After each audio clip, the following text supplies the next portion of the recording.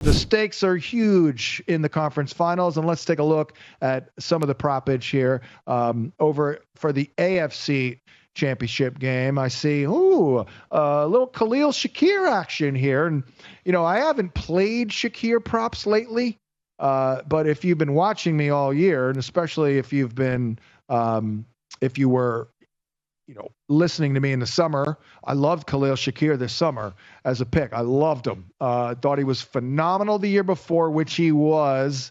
But I haven't been playing the props based on some tougher matchups, quite frankly. But he's crushing it here with 6 for 67, 6 for 61, 6 for 67 last night, 6 for 61 in his last two games. And look, what did he do in that Week 11 matchup against the Chiefs? Remember, we loved Johnny Mechie in that matchup. Granted, he didn't do crap, but he did win the prop if you got in early enough. But Khalil Shakir in that first matchup, 12 targets, 8 grabs for 70. I find that very interesting. I also find Dalton Kincaid somewhat interesting. Not that Dalton Kincaid did anything in that first game. In fact, he didn't play. But Dawson Knox did have 4 grabs for 40 on 6 targets. Worth noting because KC has been pretty darn giving against tight ends all year long. We like Dalton Schultz yesterday or this weekend. I didn't play it on the site, or I didn't play it here on the show, but I played it on the Fantasy Points site. I guess I got in on that a little bit after we signed off on Friday, but I did like his touchdown prop last week. He almost scored. He was involved at the very least. But yeah, I like that because, again, KC has been very giving to tight ends. Trav Kelce, the best bet of the week this past week, and just the easiest win of the year. Quite frankly, it was like 52.5. This one is bigger. It's a bigger number here. 68.5, 6.5 receptions. Seems high, but guess what? Travis Kelce, the actual GOAT, is unbelievable in the playoffs. It is absolutely incredible. I've even heard Shannon Sharp himself say that Kelce is, in fact, the GOAT, because look no further than the performances in the playoffs, including Saturday when he caught 7 balls for 117. Last year in the playoffs, remember, he was falling off a cliff a little bit, right? We were worried about it. No, he was dominant. 9 for 93 in the Super Bowl. The championship game last year, 11 for 116 with a touch on 11 targets. Dude caught all 11 targets. Divisional round, 6 targets, but he caught 5 for 75 with 2 touchdowns. And then that first round, 7 for 71. On and on and on. All he absolutely does is dominate in the playoffs. And hey, the Bills have been a pretty decent matchup here. Now, he didn't do much in the first game. That was a little weird. He only had 2 grabs for 8 yards, which was very strange. But Noah Gray in that game caught 4 balls for 23. Josh Allen and the rushing attempts is important because he didn't do it as much last week in terms of the number of attempts, but I say he was quite impactful. Actually, he did have 10 attempts, but only 20 yards, 2 touchdowns. And we love that Josh Allen rushing prop last week. Not this past week, the week before, in the first round of the playoffs. He did hit that. We didn't go with it last week, this past Saturday, or last night, actually. Luckily, we didn't, because he only ran for 20 yards. But again, he scored 2 touchdowns. But in that first meeting in week 11, they get run on quite a bit.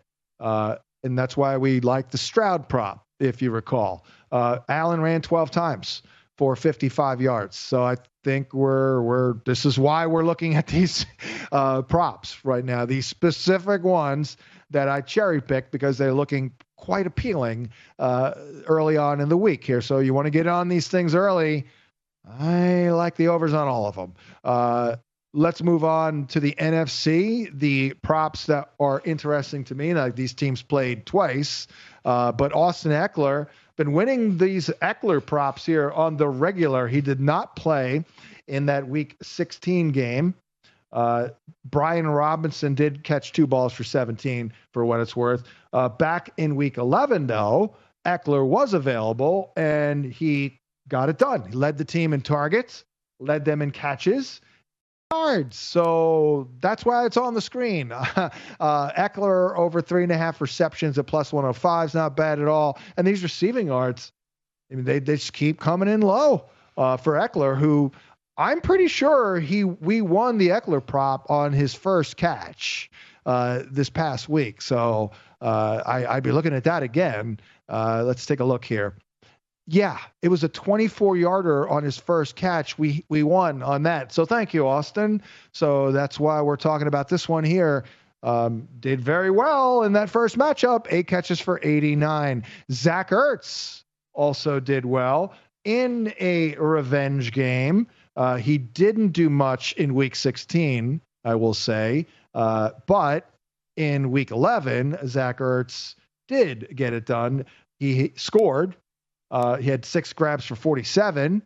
So once again, this number is pretty realistic. I mean, look what Tyler Higbee did last night in that matchup. Dallas Goedert, been winning Dallas Goedert props. 3.5 receptions, 37.5 yards in week 11 in this matchup against DC. Goddard had 5 catches for 61. Did not play in week 16, though, but that's a pretty good litmus test. He caught all 5 of the targets for 61 yards. And, of course, Saquon Barkley. I was on VSiN on the Tailgate Show on Sunday morning with Tim and Richie Gannon, and I opened by saying sometimes the most obvious answer is the answer. So let's go over Saquon Barkley. Even though I didn't have it here, I did state that on Sunday here on VSiN, and we hit it.